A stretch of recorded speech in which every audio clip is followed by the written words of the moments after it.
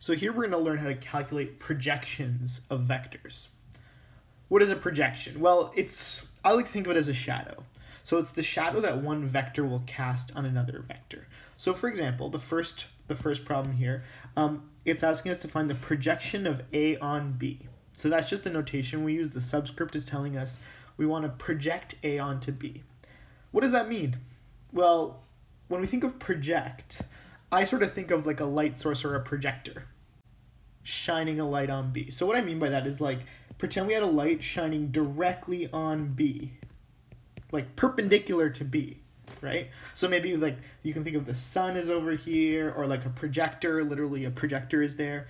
What's the shadow that A would cast on B?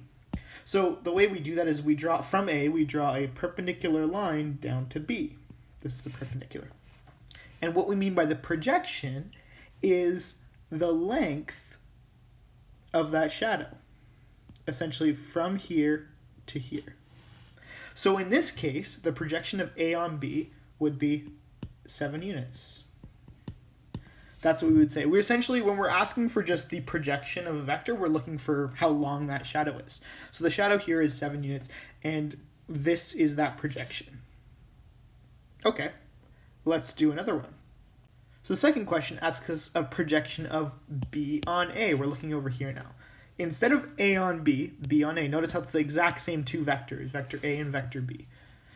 So what does the projection of B on A look like? Well, again, we can think about it as a light shining directly on A.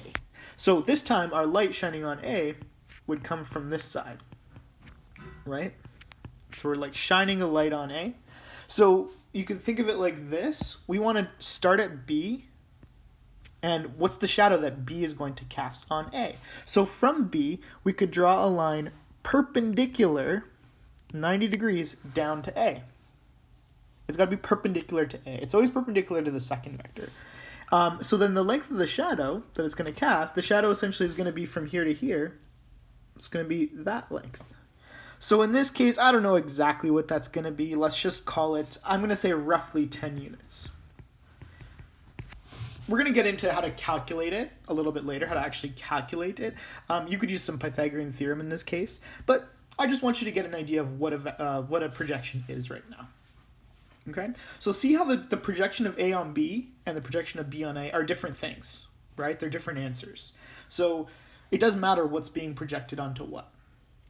If we go down to the next question down here, the projection of A on B. Well, if we try to follow our same thing, we assume a light is shining sort of from this direction directly on B, right? What's the shadow that's going to cast? Well, the shadow here, if we draw a line directly down to B, it's not going to reach B. B is too short, essentially. So what should we do? Should we say the projection is just the length of B because that's how long it is? Well, actually, no, that's not what we do. We assume, even though B is only that little length, we assume the projection is that whole length right there to where that perpendicular meets the line that B would go to. So we sort of pretend that B is infinitely long in all directions, in either direction, and we look at basically where the perpendicular line from B meets up with A. So even if B isn't that long, we would still say the vector projection in this case would be 11 units, right? So 11 units. Even though B is shorter, B looks like it's only about 7 or 8 units, right? So the projection can be longer than the actual vector we're projecting onto. If we do the same thing, by the way, I want you to pause the video for these and try them yourself before I just give you the answer, because it can be a little bit tricky, and if you try it yourself, you're at least going to think about it a little bit more than just watching me give you the answers. So I'd actually recommend pausing it here before you try the next one. So this projection of B on A, again, we're assuming a light is sort of shining directly on B. Sorry, on A, I should say, perpendicular to A. So the perpendicular would come right down from B, make a 90 degree there. And the shadow that's created, or the projection that's created, is this line right here. So I don't know, that's going to be like about 7 units-ish, the length of that line. Okay? No big deal. Now, let's try the projection of A on B for this one. What do you think that's going to look like? Well, again, we can sort of see that the light is shining on B. Just so you know, you don't have to draw these yellow arrows that I'm drawing. I'm just doing that to illustrate the point. We have to be careful about what the projection is projected onto. And in this case, it's B. So the light always has to come perpendicular to B. If you understand that, you don't need to keep drawing those lines. So anyways, if it's projected onto B, we sort of are going to try to draw a line down to B, but we can't because B isn't long enough, or B is in the wrong direction. But remember what I said about the previous one. Let's assume B extends infinitely in both directions. Now we can see, if we draw perpendicular down to that B line from A, like that, we can see our projection is from the beginning of A all the way to here. So this projection, that's what the projection looks like. Now, we can see that it's 4 units long. But one thing that we do, actually, when the projection is in the opposite direction of the vector, you can see the vector goes this way, vector B goes this way, but the projection is in the opposite direction. So often what we'll do is we will say that this is a projection of -4, right? Because it's in the opposite direction. The length of it is 4, the length of the shadow is 4, but we usually just say -4 to keep it, sort of just to illustrate a little bit more what that projection means. So if we try the next one, the projection of B on A. So in this case, this one's a little bit tricky. This one always confuses people a little bit. We're shining a light onto A. So the light is going to come sort of from this way, right? So we want to draw a line from B, which essentially meets up with A, right? Now the problem is A isn't long enough again, or it's sort of confusing here. So I'm going to actually just extend A with a dotted line to make it a little bit easier to see what the answer is. And we can see now, if we wanted to project from B down to A, the projection would look like that, right? It goes directly, perpendicularly down to A. So the shadow in this case is going to be sort of this length here, like that. And the length of that, I don't know, I'm going to say it's approximately 6 units. Because it's in the opposite direction of A, I'm going to say -6 units, actually. Okay? So there we go. That would be the projection for that question. Okay, here we go. Next one. The projection of A on B in this case. Well, again, if we're projecting onto B, we're projecting sort of directly downward. What do you notice? If I go to A and I draw a line perpendicular down to B, what do you notice? There's not going to be any shadow created. There's not going to be any projection created, right? Because it's already perpendicular. So we would say this has 0 projection. It doesn't project onto B at all. And if we do the same thing here, we try to project B onto A, we're trying to project down here, right? Down to that bottom. And we notice, oops, I tried to erase that. And we notice that, again, there's no projection created. So the key here is when the lines are, or the vectors are perpendicular to each other, there's not going to be a projection. All right? So now, if we're given 2 vectors, how can we calculate the actual length, or the exact length, other than just sort of eyeballing it? So in this case, we're looking for the projection of A on B. So again, we're projecting onto B, right? And we're going to start from A. So the perpendicular we go is down to B, right? There's our perpendicular. So the projection of A on B is right there, right? That is the length of the projection we're essentially looking for. So if we want to use a little bit of trig, how could we do this? I don't know. Well, you should see right away that we have a triangle there, right? Triangle like that. And we're essentially looking for this length right here. I'll just call that X for now, just so it's easy to identify. Now, how could we do it? Well, if you think about what skills we have so far, we know how to, for example, find the length of a vector. So if we know how to find the length of a vector, we can find a length of vector A, right? If we know this length, we can maybe do something with that. Also, we do have a way of finding out the angle between 2 vectors, right? Hint, hint, a little bit of dot product, right? We can find the angle between two vectors. So if we know that side length A, or the length of vector A, and we know the angle, we should be able to use a little bit of trig to find out that missing side, right? Okay, so how do we do this? First of all, we got to find what vectors A and B are. So A goes over by 3 and up by 4. So it's going to be vector 3, 4. Vector B, I'll put arrows on top of that. Vector B goes over by 1, 2, 3, 4, 5, 6, and up by 1. So if we wanted to find the length of A, we're looking for the magnitude of A, right? Which is just going to be the square root of the components, right? Squared, the component squared. So 3 squared plus 4 squared, that's 9, plus 16 is 25. So essentially that's 5. So our length here is basically, I can erase this, is basically 5. Cool. So we found out that that length is 5. Now we need to find the angle between them. And remember, to find the angle between two vectors, we can use our dot product. So our dot product tells us that A dot B is equal to the magnitude of A times the magnitude of B cos theta, right? So we actually need the magnitude of B here. So the magnitude of B is going to be, if we 6 squared, 36 plus 1 squared, so that's the square root of 37, I believe, is B. So in order to do this, and we need to find the dot product of A and B, right? So the dot product of AB, so A dot B, remember we just multiply the components and add them. So 3 times 6 is 18, plus 4 is 22. So A dot B is equal to 22. So we just basically need to plug this stuff in to this formula and solve for theta, right?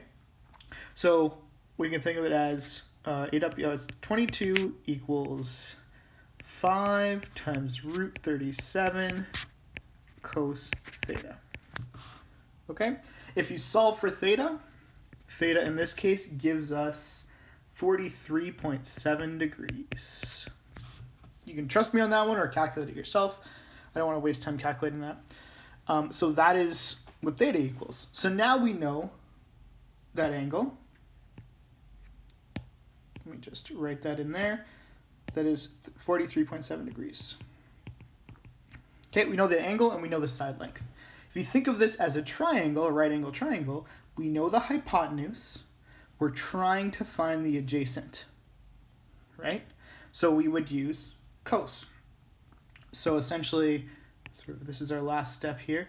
We know cos of x, or of theta, I should say, is equal to, what was it? It's going to be side length A. Oh, sorry, it's going to be x over A, right? Adjacent over hypotenuse. So if you do that calculation, you can just trust me here. If you do that calculation, you're going to get that x equals 3.62. So that is essentially the length of that projection x. So there we go. That was a bit of a process though, right? We had to find vector A, we had to find vector B, we needed to find the magnitudes of each of them, we needed to find the dot product of A and B, and then we needed to use that to solve for the angle between them, and then use trig. That was a lot of steps. Is there a shortcut we can use? And the answer is yes. We actually can use this formula right here as a little bit of a shortcut to help us find projections, length of projections a little bit faster. So there is, and you'll see at the bottom of the page, I'm not hiding it from you, at the bottom of the page it actually shows the formula for the projection of A on B, but I'm just very quickly going to show you where that comes from. So if we look at A and B, exactly as you see here, as A, we'll do A in blue, and we'll do B in red. Okay, if we're looking for this is B, this is A. So the projection is going to be down here, it's going to be like this length right here. So we're essentially looking for that length. So if we think of this just sort of in terms of the last step that we did here before, right? We can rearrange that to give us that x, or the projection, is just equal to A times cos theta, where theta is the angle between them. Now, making this a little bit more proper, we like to call, instead of just A, it's the length of the vector A, right? So the length of vector A, we show it like that. And also, instead of calling it X, let's just use the proper terminology now, and let's call that the projection of A on B. So we use PROJ, A on B. I know it's a bit clunky, but that's the notation we use.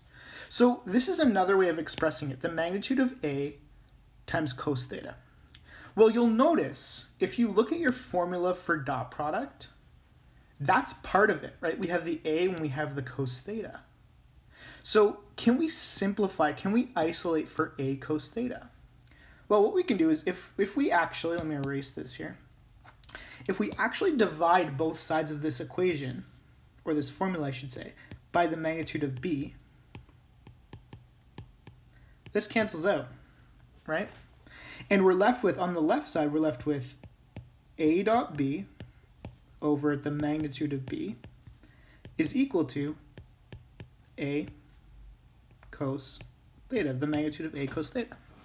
So notice how here we end up with the same thing that's here. And we know that this is just the projection of A on B. So basically all these things are equal to each other. This is equal to the projection of A on B, but this is also equal to the projection of A on B. If we were just able to find the dot product of A and B and divide by the magnitude of B, it would spit out the projection of A on B, right? So going back up to this question here, what's easier to find? Is it easier to find A, the magnitude of A times cos theta? Well, that's basically what we did with this big long process, right? We found the magnitude of A, then we found theta and did A times cos theta to get the answer. But if we use this formula, A dot B over the magnitude of B, notice how the magnitude of B we found was root 37. That's very quick to find. And A dot B was also very quick to find. That's just 22. Let's check to see if that works. So A dot B was 22, and the magnitude of B was root 37. If you do that on a calculator, what does that give you? 22 divided by root 37. 3.62. There we go. We got the same answer. We basically got the same answer using this formula and using this formula. That's what we did up here. So basically there's two formulas to calculate the projection of A on B. One of them is this one down here, which we used in the first method, right? This is useful when you have the magnitude of A and you have the angle between them. So if you're given the angle between them, use this one. But if you don't know the angle between them, this formula is much better because you don't have to find that angle, right? So it's just a little thing you sort of got to remember, that the thing that goes in the denominator here for this one is the thing that's being projected onto, so B, right? If you put A in the denominator here, you get the projection of B on A instead of A on B. So just be mindful of that. And also remember that dot product can be used in 2 dimensions or 3 dimensions or 4 dimensions or 5 dimensions or infinite dimensions. So this process to find the projection of A and B actually doesn't just work in 2 dimensions. It also works in 3 dimensions. And that's what we're going to do in the next problem. So if I wanted to find the length of the projection U on V, and we're given that U is negative 3, 4, 5, and V is blah, blah, blah, how can we find the projection? Well, in this case, if we think about which formulas we can use, do we want to use this one or this one? Well, again, we weren't given the angle between these two vectors, so it's better to use this one. So the formula, I'm just going to write it out. It's the projection of, well, I'm just going to write out the formula first. So A on B is equal to A dot B over the magnitude of B, right? But in this case, we're given U and V instead, right? So let's replace the A with U and the V with B because we're projecting onto V, right? So this is going to be the projection of U on V is equal to U dot V over the magnitude of the second thing, V. So what we need is we need U dot V. So U dot V is just equal to, if we multiply that, so it's negative 3 times negative 2, which is 6. 4 times 2 is 8. 5 times -1 is -5. So if we do that, 6 plus 8, which is 14 minus 5 is 9. So u dot v is just 9. And then we need the magnitude of v, which is just the square root of 2 squared plus 2 squared plus 1 squared. So that's 4 plus 4 plus 1, which is 9, which is just going to be 3. Right? So our projection of u on v is just equal to 9 divided by 3, which is just 3. There we go. So the length of that vector, or sorry, the length of the shadow of u on v is just 3 units long. Much easier than using that first method, right, by finding the angle between them. I want you to try the second one. Find the scalar projection of v on u. See if you can figure that out. With the same vectors as these, what's the projector of v on u instead? Pause the video here, do it, and then I will show you the answer. So the answer is 9 root 2 over 10, or 9 over root 50. That's the exact answer. If you want that in decimal form, it's about 1.27. So approximately equal to 1.27. But you should be able to give me this form right here, which is fully rationalized, and it's the exact answer. Okay? Notice the only difference here was that instead of dividing the dot product by root 50, or 3 here, we divide it by root 50, so the magnitude of u instead. Notice how if you do the dot product of u and v, or v and u, they're equal to each other. It doesn't matter which order you do the dot product in, so that still remains as 9. Okay? There you go. That's the answer.